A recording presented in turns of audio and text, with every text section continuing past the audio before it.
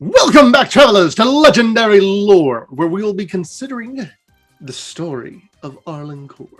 So here we actually have a flashback. That's how it opens up. And it's with Arlinn as a kid. Now, it's not really a retcon, more of just an expansion on Arlynn's story, that she was a kid when she became a werewolf. And what happens is that it opens up with her as a human, in her human form. And Tovolar's with her. Now, it is a bit of a retcon for Tovolar because Tovolar was described in the original Innistrad as never getting out of his werewolf form, or at another point being said that he was mute. He's just a man of few words. Even here, when she talks, it says Tovolar grunted. So that's how he would communicate. He just prefers not to use human words because he believes that the wolf is the pure form of himself. And so he prefers to be a werewolf, and he prefers to not speak human. So she's here, and now it opens up with him saying, "These woods belong to us." And she's like, "What about the Kasiggers?" And he just grunts. And she says, "I think we can share." And she's covered in blood because this was her first hunt, basically. And she's afraid to go home because she knows what she's done, and she doesn't know how her family will react if they find out. And so Tovolar was basically a boogeyman at that time. And she had heard about him throughout the last 4 or 5 years and heard about the things he would do. And she also heard a lot of things that he didn't do because he was basically a boogeyman. And so stuff about cattle being slaughtered, horses, houses being broken into. Horses. He broke into that horse. And they also said that he killed vampires and dabbled in dark magic. So they said a lot of things about him, but she wasn't sure how many of them were actually true. And so the first thing she asks him is if she killed anyone. He says, "Not tonight." And then he turns and she follows him because Tovolar is this charismatic leader kind of thing, right? Uh-huh. And so you may remember at the end of the episode 1, Tovolar's howl rang through the woods, right? Mm-hmm. And this is basically picking up right after that. She shifts immediately and she starts going towards him because she feels the call and she knows she has to go. Her wolves are right there with her, right? And Tovolar tells her, "Hunting is who we are." And she's like, "But if it was just hunting, people wouldn't be afraid because we don't have to kill people. We can just attack bears and deer and chickens." And so basically she's kind of stuck, right? Because on one end, she's being given this opportunity by Tovolar, this wildness, this pure, unchained freedom. Is it still in flashback, or is this back in the end of the first story? This is her thinking about Tovolar, that she's going towards his call. She's kind of having that flashback, yeah. But as she's thinking about it all, she's thinking about, okay, well, there's all that opportunity there.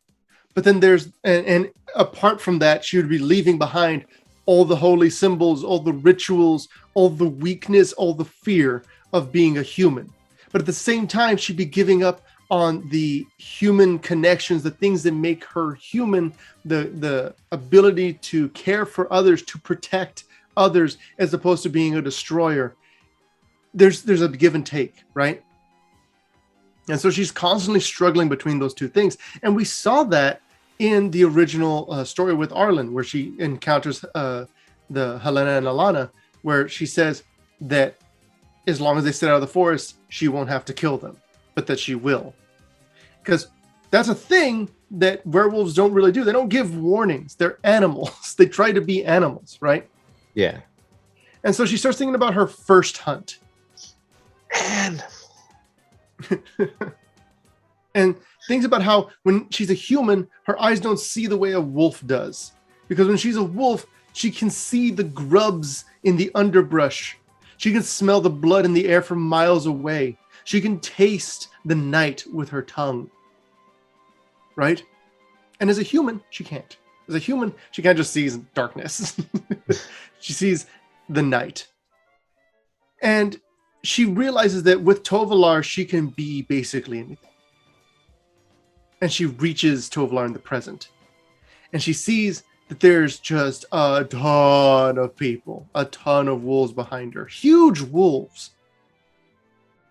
And these things, like she describes them as having arms thick as the trees around her, to the point where one of them is wearing a ship's chain, like the anchor chain, as like a bandolier. And it's not early enough, like it's too early in the night for them to have shifted so quickly. And Tovalar is there. And he, in comparison, looks like a human shaped, like a human-sized man, but he's not. And he says, you came home to her. And she says, I came to investigate, and who are they? And it's weird is that Tovalar goes towards her dogs, towards her wolves. Tovalar turns around, walks away, and her wolves start to follow him. Snap. And she starts to follow him. And then she thinks back to when she was she was younger, and thinks about how hungry she was as a wolf, and how there was a corpse on the ground, and that Tovalar had basically brought her to it. And she's like, I don't want to look at them. He goes, you have to understand. She goes, but why? And he tells her, being free is worth whatever we pay for it. I'm tired of hiding.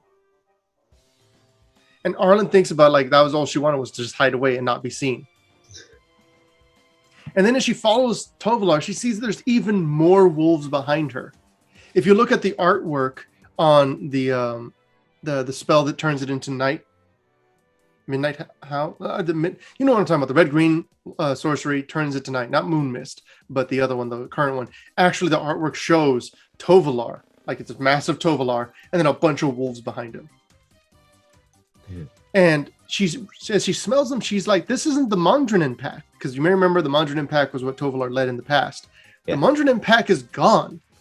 They disappeared during the whole deal with the Eldrazi. This is a new deal. A new pack, the dire pack. The dire wolves, basically. And so, as it's happening, Tovalar kind of extends the greeting, saying, hey, Arlinn, join us. We're going to take the night. It's going to be ours. The Dyers have been having a lot of fun killing vampires. And for some reason, the Dyer strain of werewolf is huge. They're just these massive wolves. And she's like, look, you can't. And he goes, oh, but we can do whatever we want. And you know that. I tried to teach you that. And she's like, no, there's people that are living in the woods. They've been living here for generations. They have tried to live without fear, just like us. And he says, there's too much church in you and too little wolf. And she's just thinking about back to that moment when she got back home, when her mother had waited there for her. And that she saw her mom just like worn down. And she says the mother had asked her, Arlinn, they found 4 of our boys down in the woods, torn apart. And Arlinn remembers she could have told her, but then she falls on one of the Avacyn symbols and thinks about how her father had created that symbol and knew that she couldn't tell her mother what had happened. And then Tovalar's back in the present, and she just shifts so naturally into her werewolf form. And Tovalar just being happy. And it just kind of like keeps flashing between all these things because Arlinn is going through a ton of emotions. She's going through the emotions of, again, this dichotomy of wanting to be free, wanting to be part of the pack, right? But also knowing what's right. Exactly. And so she's torn between her humanity and the wild side of herself. And she remembers her first kill and each of the different things that happened. And she remembers a deer with a white pelt and that she had attacked it and like had knocked her apart and knocked her away. And she remembers seeing the remains of the children who used to steal pies from her mother's window. And she remembers her mouth being slick with their blood. And it's just these flashes and these images of horror that she herself has done, that struggle. And it just keeps kind of going through that. There's more of that. And then Tovolar raises his hand and he puts it down. And then she sees Boulder jump. And Boulder kind of like it goes at him, right? Mm-hmm. And then Streak joins, and then Red Tooth. And she knows that they all want to hunt with Tovolar. And Patience is the last of the wolves at Arlinn's side. Patience is the last of the wolves from her own pack that has not joined Tovolar. And Patience looks at Arlinn. And Arlinn allows it. She just nods. And the wolf goes away. The wolf joins them. And that's there's the pack's betrayal. That's the artwork. You see Patience looking back at Arlinn as she's just kind of her heart broken that her pack has abandoned her and joined Tovolar's hunt. And so then it goes back, it flashes forward, because Arlinn, when she found out about herself, that she could not hide that darkness, she needed to be able to suppress it. That's when she joined up with the church. And there's symbols everywhere, and she treasures the dawn. She looks at every sunrise as a new victory against the beast. And she locks herself away in her room so that she doesn't hurt anybody if she does transform. Stuff like that, right? Mm. And she's like, she feels like this could be her new home. This could be her pack, these people. And so it talks about she would eventually, hopefully, maybe trust herself enough to be able to bake with one of her friends, or to confess what she'd done to the father that was there. Stuff like that, right? And eventually, it wasn't enough. Eventually, when she had locked herself in her room, one of her friends, Luciana, the one that she wanted to bake with, decided to check on her. And she remembers that she killed her. That she remembers the blood in the room. She remembers the hunt. And she remembers just being in the forest. And that calls back to what happened with the guy in the original, at the end of in between Shadows of Innistrad and Eldritch Moon, where we had that story where that guy was like, you killed such and such. And she's like, yes, I know what I did, but right now we have to work together. Right? Mm-hmm. And so now we get back to the witches. And Arlinn's here, and there's more people. And she looks and she says, I'll get your key. Okay, so she left Tovolar and went back to the witches? Yep. Because she knew that if she went with Tovolar, it meant that humanity was doomed. She knew that for a fact. And so eventually Arlinn's like, she spends time with Teferi. So who called Teferi? She did. So here we have Arlinn going and planeswalking to Ravnica, because she knows that she's going to need help getting the key. She planeswalks to Ravnica, and there's no one there except for Teferi. And I love the fact that they just it's funny because, I mean, I'll just have it right here where it says it. She'd heard of Teferi in passing, mostly of a plan he was cooking up with others, but she wasn't expecting him to be so approachable. So the plan he's cooking up with others, I think, has to do with Zhalfir. Huh. Which I think he knows more powerful planeswalkers now, and just like, hey, can we get home back? Yeah, pretty much. The next episode will actually go more into this, but we'll get there. So she had heard about him, and she found him approachable, disarmingly so. That he was the first one to greet her. She came through the door out of all the people that were like in the Ravningen area, like the building itself. And so the easy smile counts for a lot, but so too does dealing with someone close to her own age. And then she's like, well, not that he's her own age, because he's a lot older. He's unfathomably old. And he pours her a cup of tea and tries to dwell on the implications. Does Teferi live on Ravnica, or is he just staying there while he's recruiting people? You may remember he's part of the Gatewatch. And so the Gatewatch is where that's where they're stationed, is in Jace's sanctum. And so... Oh yeah, Jace has a home in Ravnica. Yes, because he was the Living Guild Pact. And what's funny is that before she could even get to Teferi, she had to go through a whole bunch of forms and stuff to even get into Jace's house. And so it's just it's a nice little nod to just how blue that goon is. So Teferi is basically telling her, like, hey, I'm sure you're here for like a good reason. If you want, you can stay the night, you can rest, you can leave him tomorrow. And she's like, look, the nights in Innistrad are getting longer. That means no one's getting any rest. It's why I came. There's something coming. And the wolves are, and she realizes that she herself is a wolf. She knows that she and even her pack mates are a danger to everyone, right? Mm-hmm. And then suddenly she hears someone call, Arlinn! Hey, did you bring that recipe for... And then she sees Chandra jumping off a banister to greet them. I love that. And she goes, I'm afraid it'll have to wait, as I was telling Teferi. And then the door slams open. And so the door slams open, and it's just a normal person. And they say, so you're the one who used pencil on the ink only forms? And it's funny because this whole moment just feels so surreal, because this whole time Arlen's been in her own head. And suddenly there's just this normalness, this almost goofiness to all these things. And it reminds her of her time, like when she was with Barnaby and Luciana, and back when she was in the church.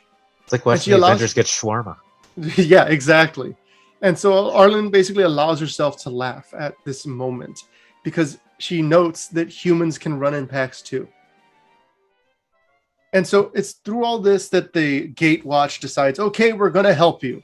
It's going to be Chandra. It's going to be Chandra, Teferi, and Kaya.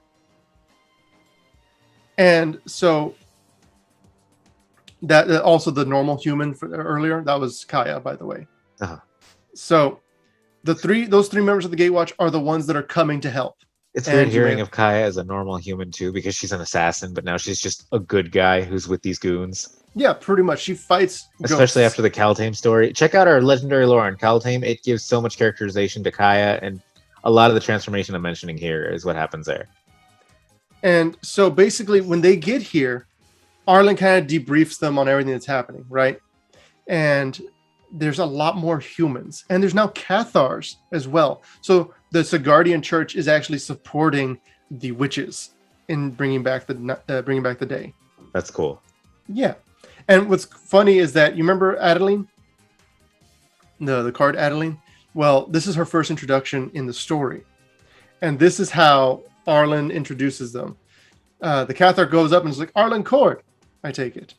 And so she says, yes, that is me. These are my friends, Kaya, Teferi, and then Chandra just like cuts in. My name is Chandra. What's your name? Hi, I'm Charza. And she's like, I'm Adeline. It's nice to meet you, Arlinn, Kaya, Teferi, and Chandra. And so basically they talk about the festival. They kind of give her, like, they catch everybody up. And they know a general area of where the silver key must be. They think it's in the vaults of Thraben. Now, at this point, the last thing we heard about Thraben was that Liliana had summoned a ton of zombies to fight off the Eldrazi. We don't really have anything else at the moment. Maybe we'll find out about that in a bit. But as it stands, Joe, take it away. Thank you guys so much for watching. We're going to go ahead and catch you guys next time in Thraben, in Legendary Lore. Don't miss it. Leave a like if you like the video, and subscribe to catch the rest of this story and any future stories we do. It's going to be all of them.